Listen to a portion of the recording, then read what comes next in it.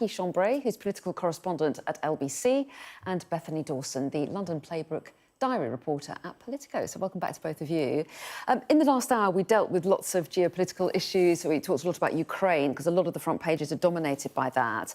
But this hour, let's look at some of the other issues that are around. And Bethany, you're kicking off with the Sunday Times. And on their front page, they have an interesting story about the impact that at least the Chief Inspector of Ofsted thinks working from home has on pupils.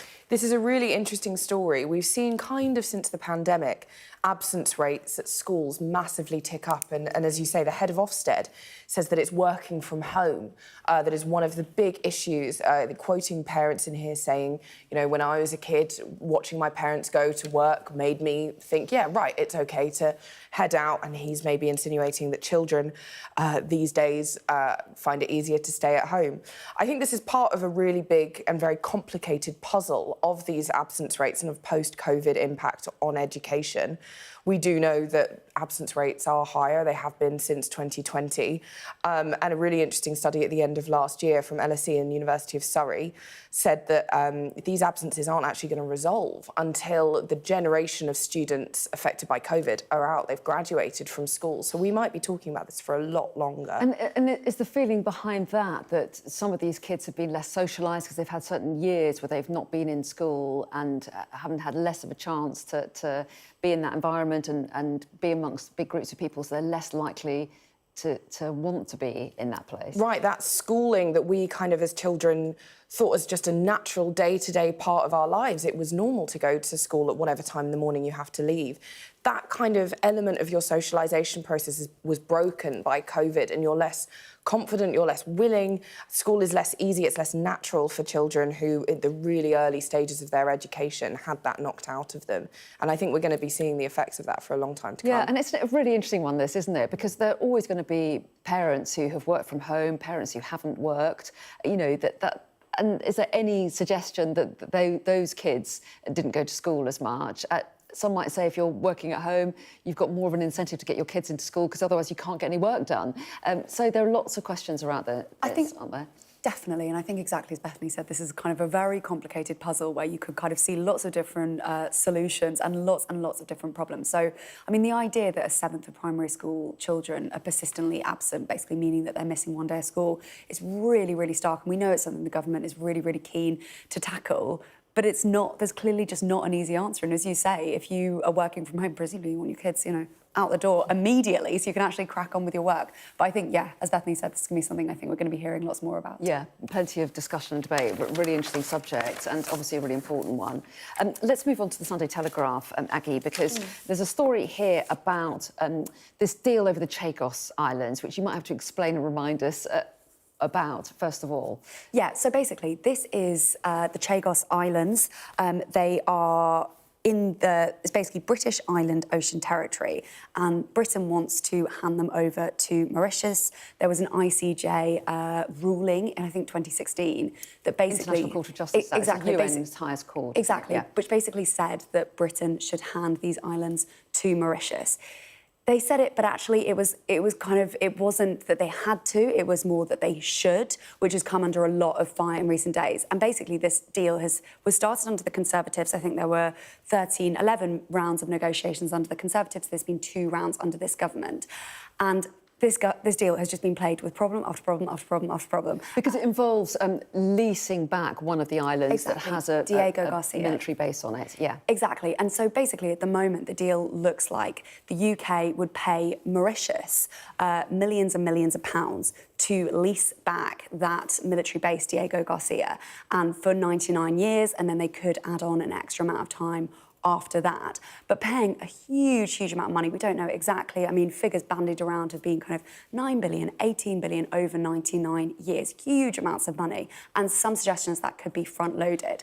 And basically, it looked like this deal was like pretty much done just before Joe Biden left office, because it's a deal between the US, the UK, and the Mauritian government as well. Greenlit. Biden was very, very positive about it. And there was this previous Mauritian administration that were very positive about it too. And Keir Starmer basically said, OK, signed, sealed, delivered, done.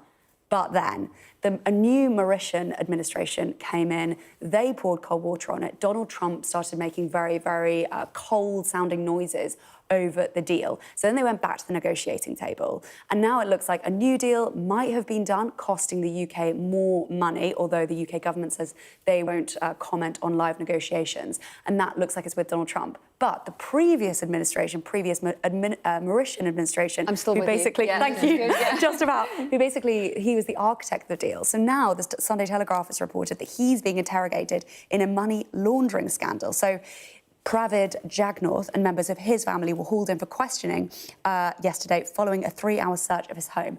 So And this no is doubt just, he denies all that. I have no idea, but I imagine indeed, he does. he denies any wrongdoing, as do his allies. But this is basically just another stumbling block with this deal. And the Conservatives, who I should say, they did start the negotiations off. They're basically being very, very critical, basically suggesting the fact the architect of the appalling Chagos deal has now been interrogated in a money laundering probe, but it's a huge question mark over the future of the proposals. Yeah, so we're going to hear a lot from the opposition about Exactly, this exactly. as the news rumbles in. Bethany, taking us to which paper is this? This is the Express, Sunday Express.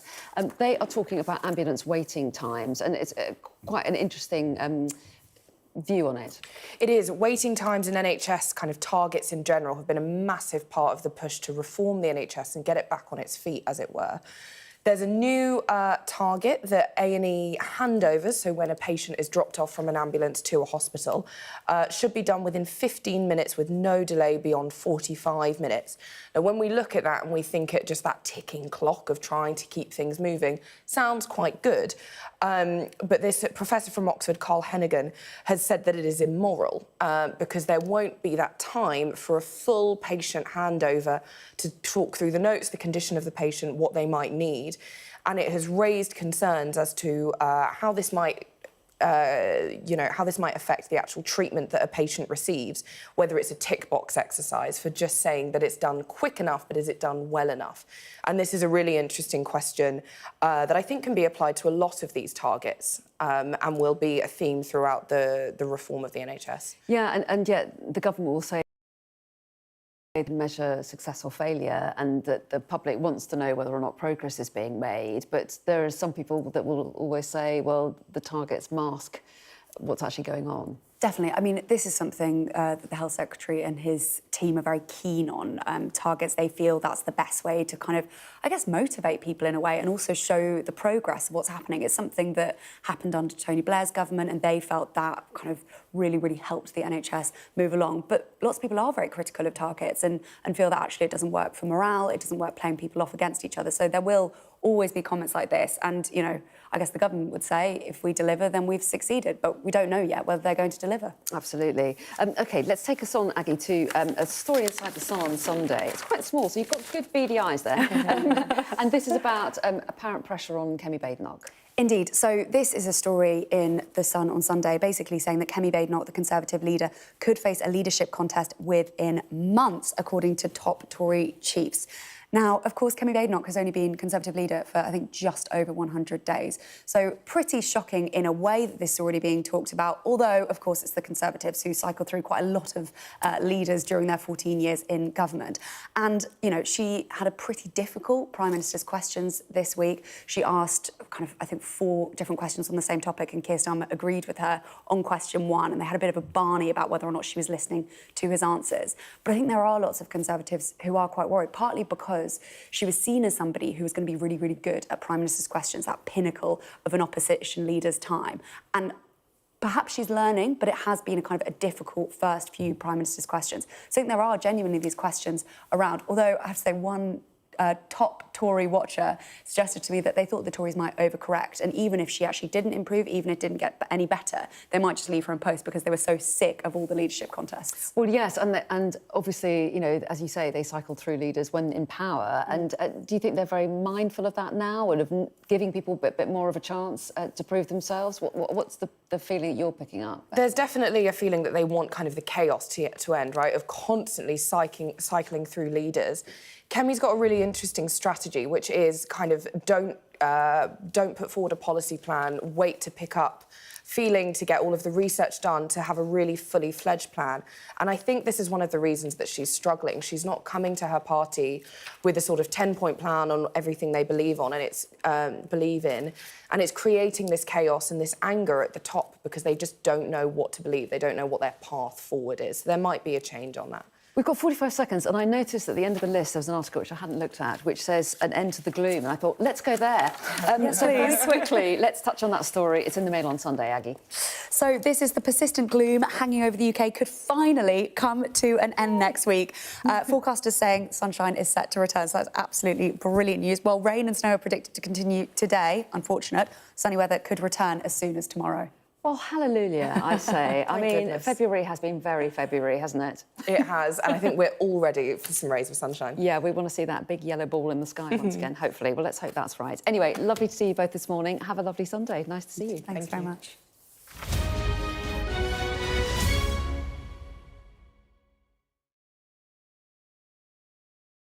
Weeknights on Sky News. This is your chance.